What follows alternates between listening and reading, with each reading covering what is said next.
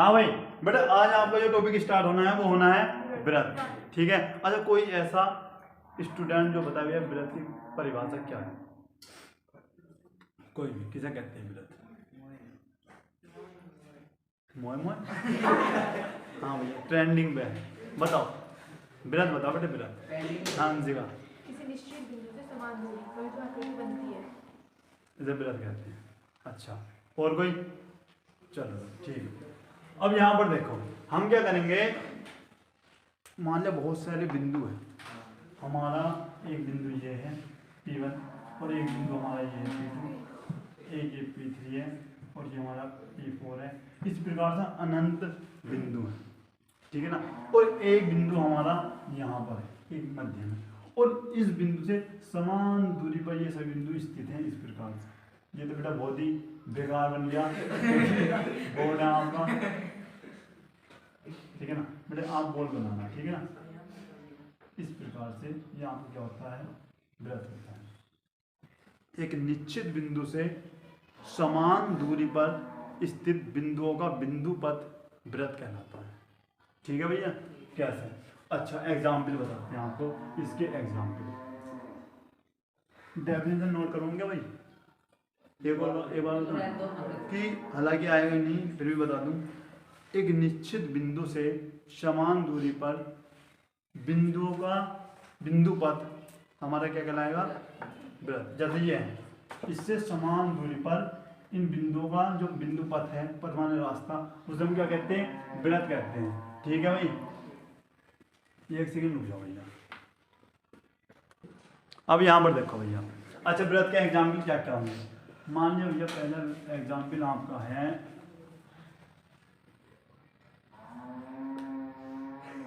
ये है,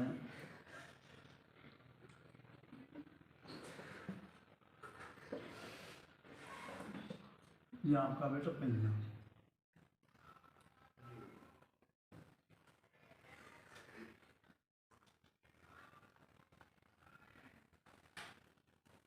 ठीक है ना।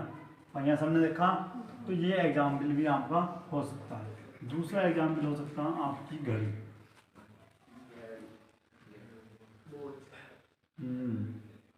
ये है भैया आपकी घड़ी। इस प्रकार से मैं आपको बनाकर दिखा सकता हूँ,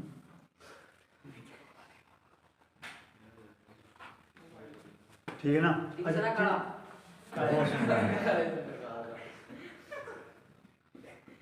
आप कह सकते हो,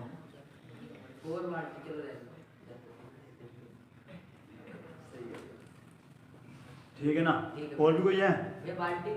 ये क्या बनाया, चलो ठीक है, ये है।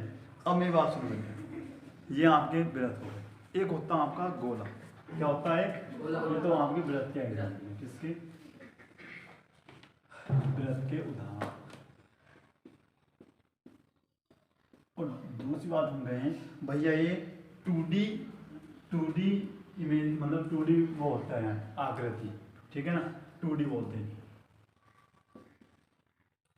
ठीक है ना। जैसे हमें कहेंगे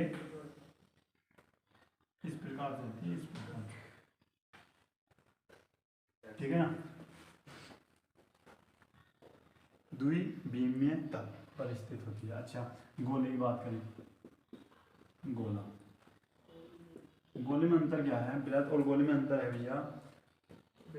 व्रत तो होगा क्या, बता सकता कोई, बताओ। व्रत तो होता है मतलब समतल स्थल पे। अच्छा, और गोले को गोला उठा भी सकते हैं बेटे वो देखा तुमने गेंद, एक तो हो गया, ये तो हो गया समतल पर, ठीक है ना। वो क्या होगा, एक बाहर को निकली हुई भी होती है, ऐसे होती है ना, एक ठोस होती है, उसे उठा भी सकते। तो अंतर क्या है, अंतर ये है, ये इसमें क्या होते हैं, 2D है वो 3D होगा। 3D कैसे भैया, एक तो एक्स हो गया, ये वाई हो गया, एक वो बाहर को तो निकली होती है ना, ऐसा नहीं निकली होती, तो ये आपका जेड तल होता है, जेड। कितने तल है भैया, ठीक है ना। 3D है भैया, और ये आपका होता है गोला। एग्जाम्पल बॉल, बॉल ले लो,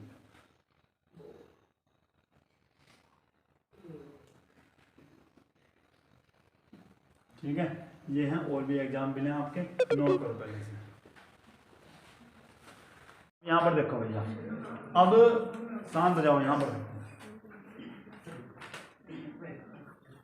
ये क्या है आपका ब्रश, ठीक है ना। ब्रश से संबंधित कुछ आपकी परिभाषाएं हैं या फिर बेसिक चीज़ें जो तुम्हें समझनी है। अच्छा बोलो, ये क्या होता है ब्रश का? ओके, क्या है ये भैया? इसे बोलते ब्रश का केंद्र। क्या बोलते? केंद्र। ठीक है भैया। अच्छा, दूसरे में हम बात करते हैं इसकी, ये क्या है भैया? क्या है? त्रिज्या। ठीक है ना। केंद्र से परिधि तक की दूरी को क्या बोलते हैं? त्रिज्या बोलते हैं। ठीक है ना, त्रिज्या। अच्छा भैया, और जब ये हमारा मान लो ऐसा एक वृत्त है, ठीक है ना, उसमें त्रिज्या ये भी हो सकती है, ये भी हो सकती है, ये भी, ये भी। ठीक है, तो हम लिखते क्या है, एक वृत्त में अनंत त्रिज्याएं हो सकती हैं। एक वृत्त में अनेक त्रिज्याएं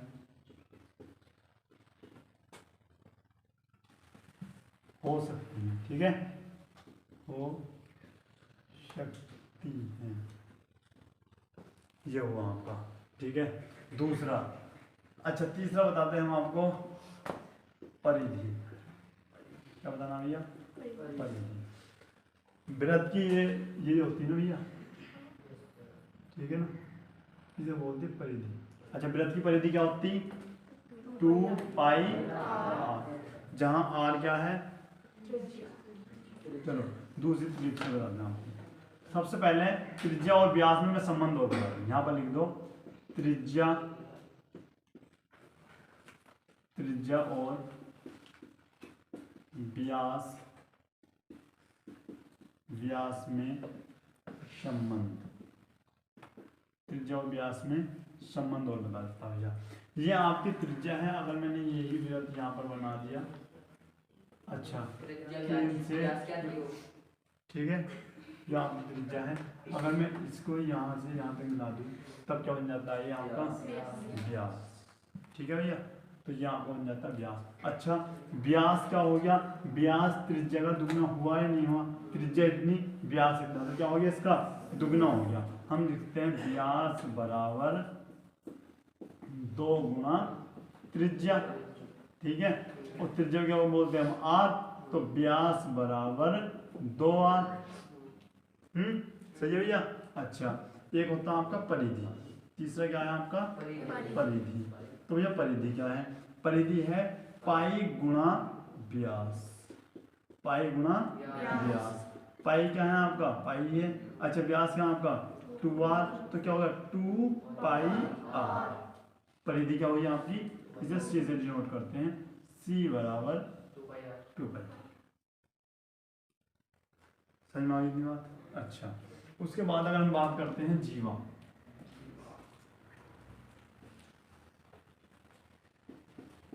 क्या बात करें भैया? जीवा। जीवा क्या होती है भैया? हालांकि मैंने ये सब आपको पहले पढ़ा दिया है। जीवा, जब कोई रेखा इस प्रकार से जाए, ये क्या है? ये सभी जीवा, जब परिधि को 2 जगह से टच कर दे। लेकिन ये क्या है आपका? केंद्र है। अच्छा, कोई रेखा ऐसे जाती है और यहाँ तक चली जाती है, तो ये क्या होगा भैया? व्यास। लेकिन है क्या ये भी? जीवा। तो कहेंगे सबसे बड़ी जीवा का नाम लिखिए, तो क्या लिखोगे? व्यास। या फिर लिख सकते हो नोट में, नोट लिखो, नोट, व्यास सबसे बड़ी जीवा होती है। जीवा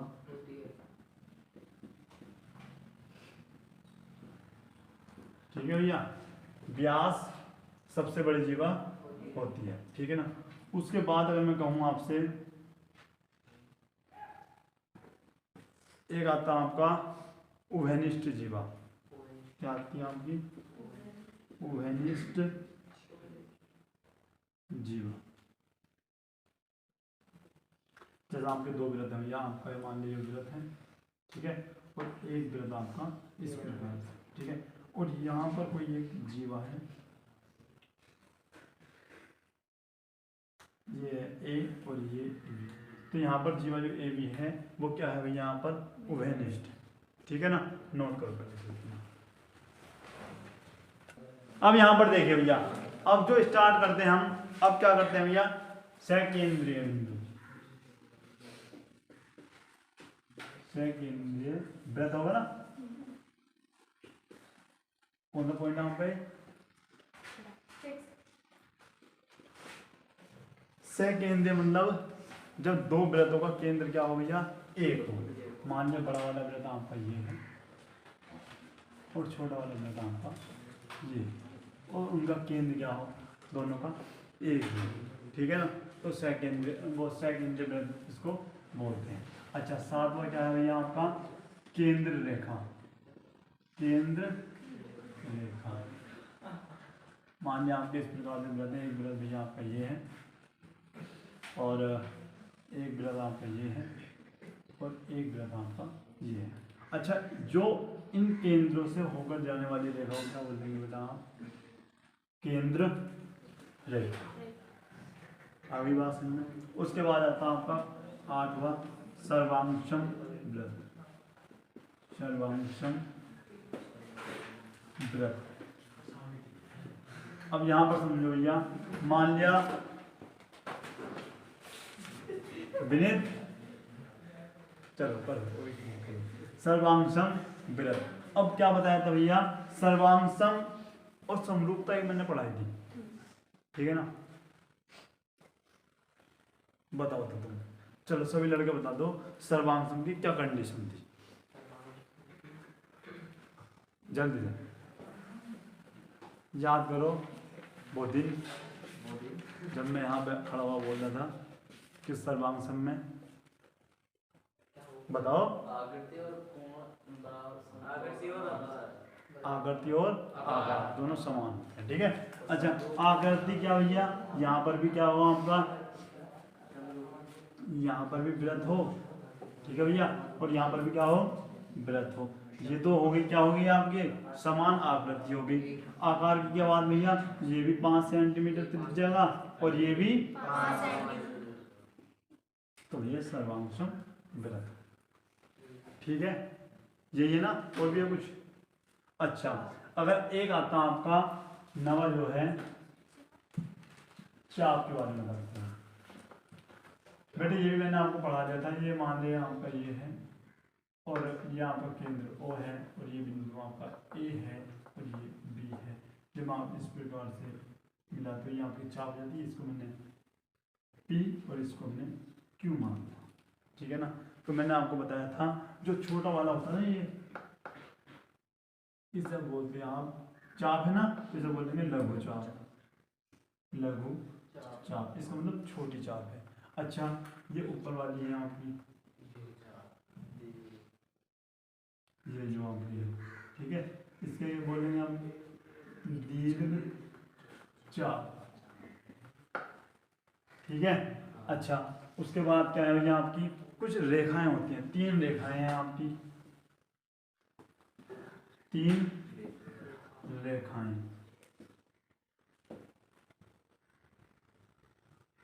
तीन रेखाएं कौन कौन सी भैया, पहली आती है आपकी एप प्रतिच्छेदी। अच्छा, मैं आपको बता दूं, ये आपका वृत्त है भैया, ठीक है, और ये इस प्रकार से जा रही है, हट रही ना, तो ये क्या इसको छेद रही है, नहीं छेद रही, तो एप प्रतिच्छेदी, एप प्रतिच्छेदी रेखा, बेटे पहले समझ लो, ठीक है। उसके बाद एक होती है आपकी इस प्रकार से छेदक रेखा बोलते हैं, क्या बोलते हैं, छेदक, छेदक रेखा, ठीक है भैया। उसके बाद ये आपका है और ये इस प्रकार से चली जाती है। इसे क्या बोलते हैं, स्पर्श करेंगे ना, तो इसे बोल देंगे हम स्पर्श रेखा। स्पर्श रेखा ये हो जाती है। और यहाँ पर एक बिंदु हमने मान लिया P। यही आपकी इम्पोर्टेंट है, जो यूज आना है। ये आपकी 1 और ये आपकी हो जाती है 2 और ये हो जाती है आपकी 3। ठीक है, नोट करो पहले से अच्छे से। अब लिखते हैं भैया स्पर्श रेखाओं की संख्या। स्पर्श रेखाओं की संख्या। अच्छा भैया, इसमें क्या चलता है, इसमें चलते बेटे केस। सबसे पहले यहाँ पर समझ लो। हाँ, केस फर्स्ट क्या है? केस फर्स्ट है आपका जब, यहाँ पर लिख दो, जब बिंदु P, जब बिंदु P अंदर होगा, वृत्त के अंदर होगा, बिंदु P वृत्त के अंदर स्थित हो बेटे। ये आपका वृत्त, और यहाँ पर आपका केंद्र कहाँ पर होता, ये आपका वृत्त का केंद्र है, और यहाँ पर एक बिंदु P है। ठीक है, और इस पर स्पर्श रेखा जा रही है इस प्रकार से।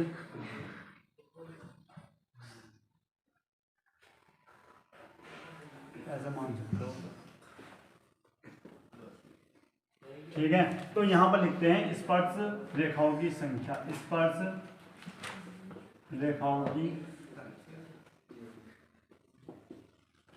संख्या कोई बता सकता हो ये कितनी होगी भैया? 0। क्या होगी? 0। 1 मिनट और मार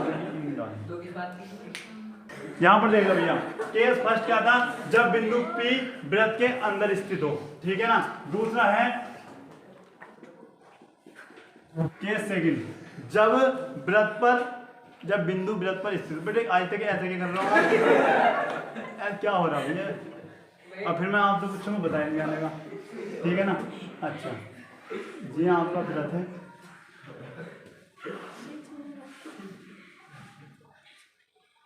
और यहाँ पर एक बिंदु P स्थित है। ठीक है ना। तब क्या होगा, ये स्पर्श रेखा आपकी इस प्रकार से जाएगी। तो यहाँ पर लिखेंगे जब बिंदु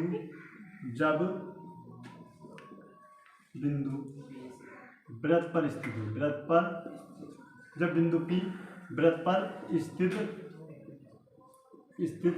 हो, तब क्या होगा भैया?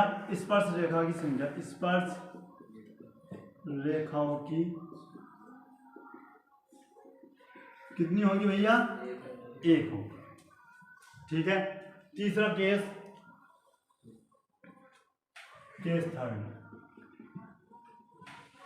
जब बिंदु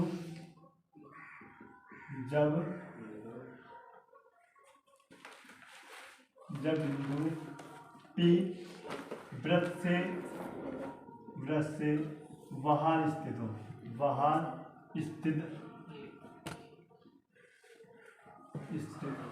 क्या करेंगे भैया? यहाँ पे एक वृत्त है और यहाँ पर एक बिंदु P स्थित।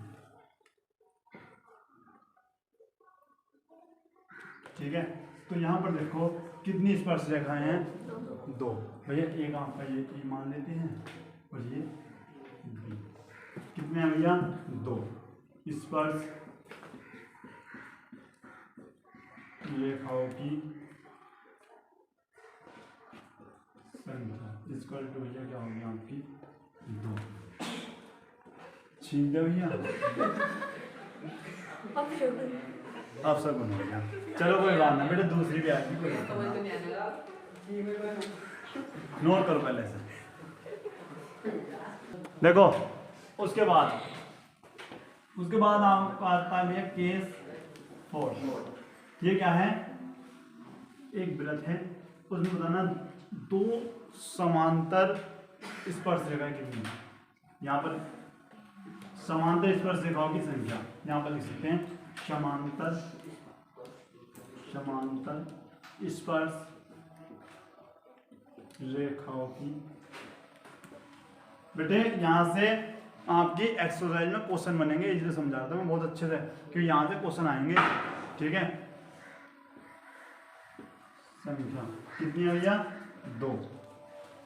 अच्छा, केस 5 क्या होगा? वृत्त की छेदक रेखा के समांतर स्पर्श रेखाओं की संख्या। आपका एक वृत्त है, दिख रहा है? ये बताओ पहले, वृत्त में दिख रहा आपको? नोट कर दो पहले, जल्दी से नोट करो। यहाँ पर देख लो भैया, तीसरा केस 6।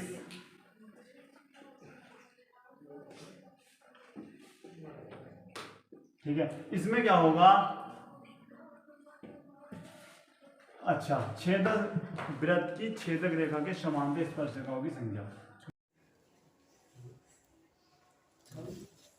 केस 5 में देखो, अब करना क्या है? वृत्त की छेदक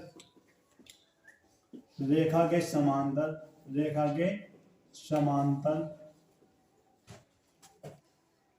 स्पर्श रेखाओं की संख्या। स्पर्श रेखाओं की संख्या। यहाँ पर देखो, ये वृत्त है भैया, ये छेदक रेखा है और इसके समांतर एक तो ये होगी और एक ये होगी। कितनी है भैया आपकी? 2। एक बता दीजिए कितनी होंगी? छेदक रेखा तो ये है, मैंने कही छेदक रेखा के समांतर स्पर्श रेखाओं की संख्या कितनी होंगी? 2। ये बताओ, ये समझ में आया आज की क्लास आपकी? भैया ठीक 8:30 बजे आपको क्लास मिल जाएगी और सबसे ज़्यादा तुम्हें फॉर्मूले लिखने आज की क्लास में और कमेंट करना सभी को, ठीक है ना? सभी के फॉर्मूले का कमेंट आना चाहिए और जो टेस्ट बताया वही टेस्ट होना चाहिए और एक नोटबुक आपको 30 या 40 वाली उसकी अलग बनानी है, ठीक है ना? तो मिलते हैं नेक्स्ट वीडियो में, तब तक के लिए जय हिंद।